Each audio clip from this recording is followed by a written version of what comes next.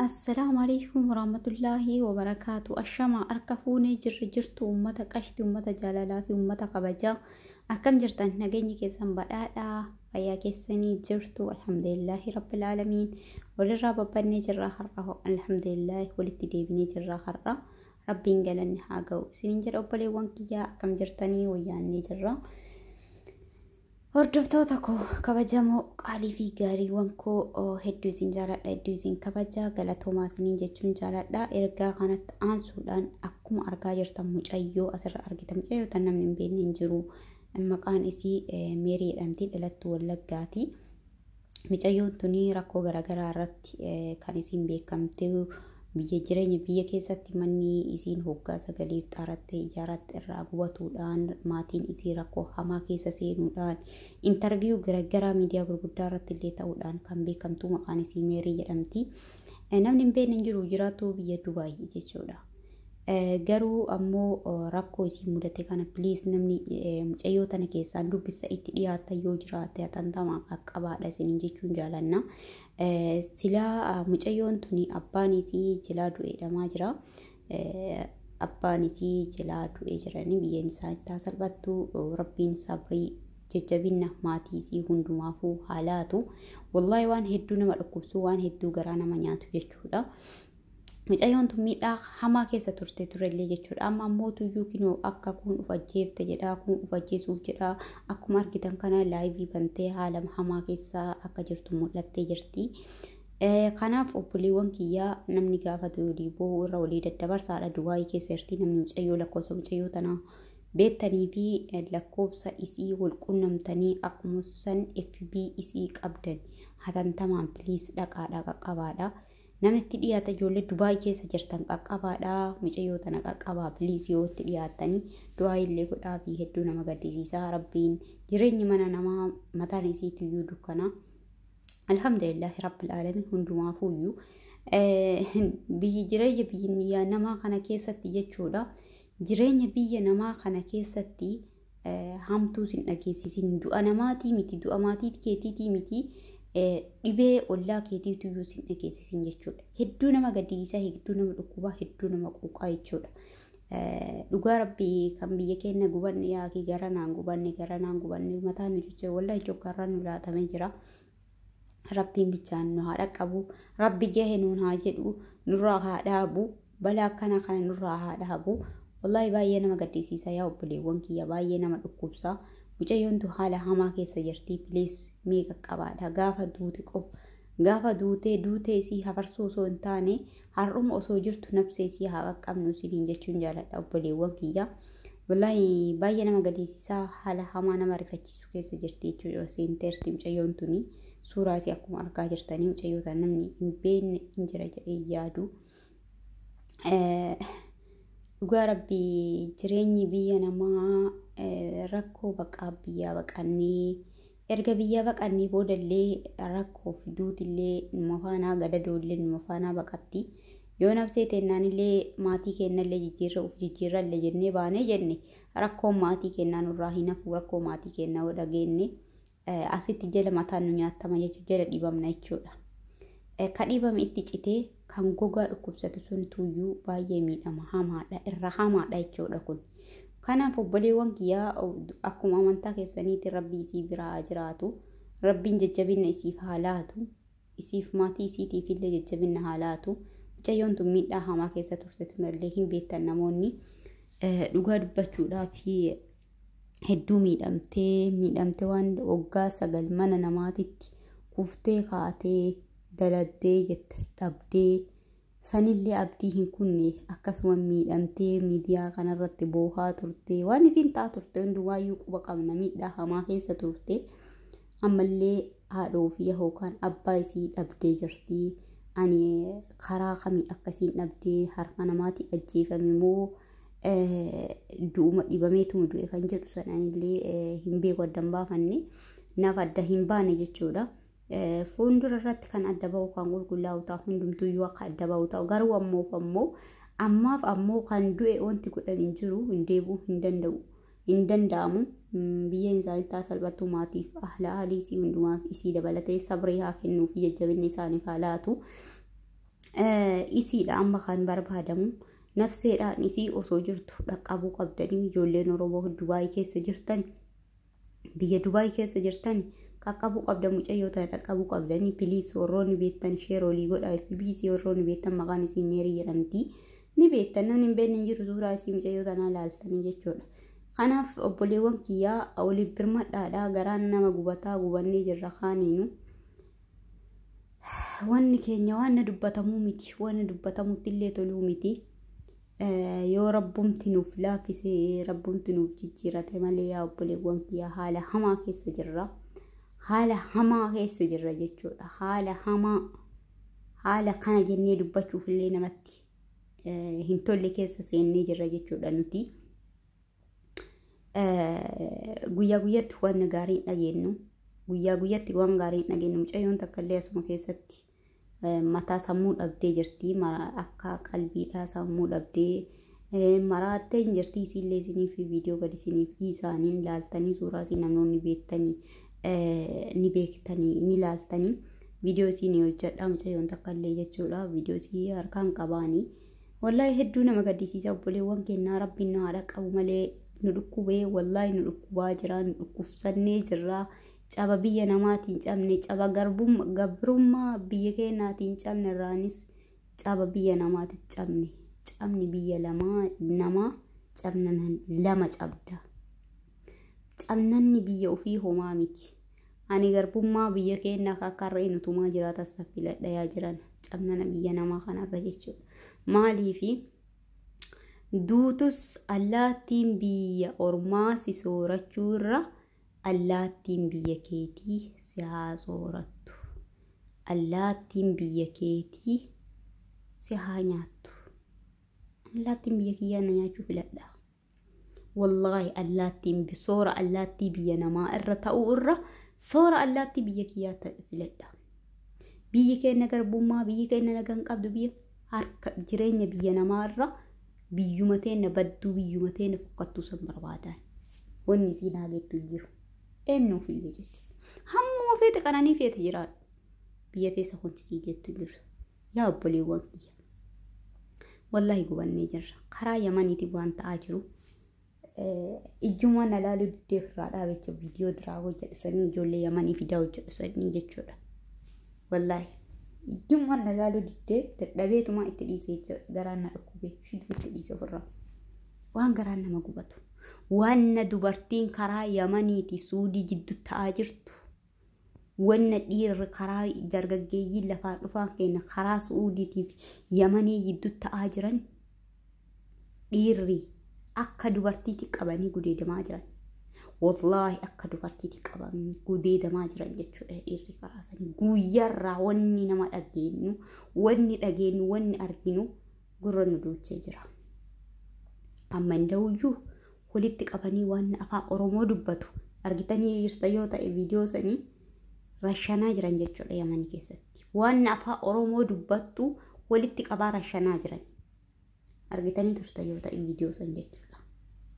Baay'ee nama dhiba. Baay'ee nama dhukkubsa. Haala isaa itti miilan achi keessa itti warra shanaa itti ol fixaa jira itti ol cafaa jira argaa jirtan ta'a miidiyaa irratti. Baay'ee nama dhukkuba yaa Oromoo. Yaa obboleewwan kiyya. Nuti shamarran keessattuu warroonni obboleewwan biyyaa qabdanii obboleewwan warroonni biyyaa qabdanii yoo danda'amee karaa seeraatii akkasittu seera maaltu jira miti. So seerri jiraatti meetti hin gaddadatti haga ammaa silaa furmaata tokkotu baha ture. Seerri kenna maqamaan malee hojiirra oolu. Afaan malee hojiirra lafarratti wanti mul'atu hin jiru jechuudha. So seerri lafarra mul'atu jiraate yoo tana dhugaan biyyattii suni qulqullaa'ee wanni bahee jira. Kanaaf seerri maqamaaf haa ta'u garuu akkasitti baharaan deemuurra akkuma ta'e sanittu karaa seeraatii obboleettii ta'e hojjisiisi. Yoo dandeesse garuu irra filatamaan silaa maalidha? Osoo biyyuma keessatti waa wayii banattee osoo biyyuma keessa waa wayii daldalattee jiraattee ani sanuma filadha silaa. Ani Oromiyaa irra filadhaaf silaa. Shankoora nagaddu shunkurtii gommana gabaa keessatti itti nagaddu. Yookaan buddeena godhaa haa gurgurtu haala buddeena ittiin gootuuf mee buddeen isii ittiin gootu eeli buddeena midhaan yeroo takka yoo bittee sanbooda isuma wal jalaa deebi'aa qaxxalaa bitatti jechuudha. Si'a takka eelii 2-3 yoo bitteef jette biyaansi eeleen wannaadhaa gatii isii wannaadhaa miti. Ammayyaa yoo maabiraatis bituu fi dadhabde maabiraatis yoo bitteef 6,700 oliin taatu. Tanniin eelee 3 yoo bitteef 20 takka. Garuu bahara kanarra osoo isiin qabamte kaati gannattu meeqa 300,400. Biyaansi isiidhaaf biyya keessatti yoo dadhabde 60,70 yoo laattee fi jette hin hojjetattiin jechuudha. Nama kaayyoo qabu ta'e. Nama kaayyoo hin qabne nama biyya keessa hin dalaganne yoo ta'e biyya namaatitti illee yoo dhufe hin dalagatu. Namni biyya keessa hin dalaganne biyya namaatitti gaafa dhufe hin dalagatu. Sanafidha. Baheetumaan taa'aa gaafa san rakkoo hedduufis saaxilama gaafa san illee jechuudha. Kanaaf obboleewwan kiyyaa wallahi baay'ee suuraa viidiyoon tokko viidiyoo mucayyoo qalbii akka qalbii dhukkubsattee akka malee taatu takka jira. Meesinii gadhiisa nama dhukkuba nama gaddisiisa daa'ima xiqqishuu fakkaatti yoo kana ilaalan ijoollee xiqqishuu fakkaatti mee viidiyoo san gadi isinii dhiisa inshallah viidiyoo kanatti aanseen eeggadhaadha. Wallahi nama gaddisiisa yaa obboleewwan kiyya baay'ee nama gaddisiisa nama dhukkubaa nama gaddisiisa nama dhukkubaa. Maaliif garuu yaa carraakkee maaliif yaa saba koo garuu kun hundi maaliif mucayyoo dheengadda duute Suudi Arabiyaatti bofa ajjeestee kan isiin duute. Bofa ajjeestee osoo hin taane mucayyoo akka dubbattetti bofa du'ee mana keessatti arganii situ ajjeese naan jedhanii jette. Bari bofa du'aa arganii hagana nafseen ijoollee keenya nafsee raammoo fara deemuu hanqatte. Nafsee bineensotaa hanqatte. Ammallee ka isin dhaamu obboleewwan kiyya. Wanta isin gorsu yoo jiraate asirratti jechuudha. Akka nama biyya namaa jiraate argetti. Wanta akka dubartii takkaatti wanna isin dhaamu wanta isin gorsu yoo jiraate gaafa mana dalagaadhaa seentan mana dalagaadhaa kontiraatas ta'e wanas ta'e seentanii keessattuu ijoolleen kontiraataa adireesii mana sanii guutuu lookashinii mana sanii guutuu lakkoobsa madaamii lakkoobsa abbaa namicha saniitii fi kan namitti bira daladdanii san akkasumallee yoo argattan haawiyyaa isaanii yeroo buttaagaa isaanii jechuudha suuraa kaasuudhaan gara maatii keetii biyya keetii ergadhu. Gara maatii faayilii keetii achi ergadhu. Rakkoon takka yoo sirra gahee jedhe battalatti akka qaban taasisan jechuudha. Battalatti lookashinii namu achi keessa jiru irratti ergattee dhiista. Lookashinii namu achi keessa ergamee jiru irratti argatta. Tariitii yoo akka tasaa akka carraadhaa kan bilbila sin qabne taate maal goota? Gizema bilbiltu sanii bilbila arabdicha keetiitii fi bilbila namichaa maatii keetii laatta. Bilbila namicha keetiitii jara bira daladdu san lamaanii gara eenyu kennita yooma bilbiltee si dubbisiisa sanii lakkoobsa isaanii jechuudha. Akka qabatan lakkoobsa ittiin bilbiltu sun ka eenyu akka adda baastee maatii keetiif himta. Bilbila yoo akka carraa hiriyaa nama wal dhufu jira akka tasaa ijoolleen bilbila qabdu yoo si bira dhufte kan daladdu yeroo tokko yeroo baay'ee wal bira fidanii daa'ima qabaa walitti dhufa waan ta'eef yeroo akka carraa akkasiis argatte taate of eeggannaadhaaf silkii misiirraa fuutee silkii maatii keetiitti naqxee suuraa kaafattee dabarfattaan gara maatii keetiitti jechuudha. Yoo silkii qabaatte siif salphatee uf hin dagatina piliis hin rafina biyya namaa keessatti rabbi jedhaa kararra hin taa'ani hin dagatina. Yoo nafseen teessan darbites maaliif akka darbite maalirraa akka darbite akkamiin akka darbite eenyu akka nafsee keessan baase inni sakatta'ama waan ta'eef. Amma mucayyoo ta'e Suudi Arabiyaa duute tana kaleessa sirraa haasaamaa jira. Gaaf turaa namichi qabamee hidhame seera jira jedheedhaan. Amma immoo kinoon kijiba jedhan hin qabamne hagammaatuttuu hin qabamne dhaaran. haga ammaatittuu iyyuu hin qabamne jedhaaran kinoo namichi raasaa akka jiruudha kan dubbatamaa seeraan ala seera jira akka hin galleedha haga ammaa akka hin to'atamneedha kan dubbatamaa jiru kana jechuun ilaalaa har'a osoo iyyanii iyyisiisanii gadi bahanii namicha mucayyoo tana ajjeesisanii maatii san guututti seera jala oolchanii gumaa yookaan seera gumaa nafsee tanaa ajjeesuu reeffa janaaza san qoratanii gumaa isii baasanii miidiyaa garagaraatiif wal jalaa butanii gabaasanii miidiyaa Oromoo qabdu tokkochi gabaasee jira. Miidiyaa wal jalaa butanii miidiyaan gurguddaadhaaf laatamee akka gabaafamu ta'e gabaasanii seera akkanaattu jira jedhanii tan duuba dhuftu ni kabajamti jechuudha. Tan duuba dhuftu ni kabajamti. Kanaa jennaani obboleewwan kiyya please warroonni waa aangoo qabdan warroonni waa beektanis walitti hin cadhisinaa wal gorsa rakkoo keessaa wal baasu karaa rakkoo keessaa itti baan tooftaa waliidhaa ijoolleen mana madaamiidhaa walitti hin dhiisinaa. Fireeshiin biyyaa dhufu waan beeku fireeshii biyyaa dhufu kan yoo carraa argattan gorsaanii karaa kamii akka isaan rakkoo keessaa bahuu rakkoo akkanaa mudate karaa kamii akka keessaa bahuu danda'an gorsa laadhaa fi ogummaa qabdanirraa qarqaaraanii waan qabdanii bira dhaabbadhaanii waan argitanirraa muuxannoo argitanirraa bu'aa miidhaa biyya namaa argitanirraa qoodaa fi hubachiisaanii ol bira dhaabbadhaa. Rabbiin nu haa tiksu du'aa isoliif godhaa. Yaa ummata keenya haalli nuti jirru baay'ee furaataadha. Wallahi ijoolleen teen akka tiisisaatti macaqamtee dhumaa jirti. Namni gaafatu hin jiru. Tana hanga dabeeruuti keessatti darbamtee fooqii gubbaa darajaa meeqarraa darbamtee duute. Eenyu gaafate? Gumaa gaafatanii namitti seeraaf dhiyaattee jagna nafsee namaa akkasitti gubbaasanii gadi darbamtee duute. Reejjanaasni sun marammaramee imbaasii maqafachi keessa illee jira.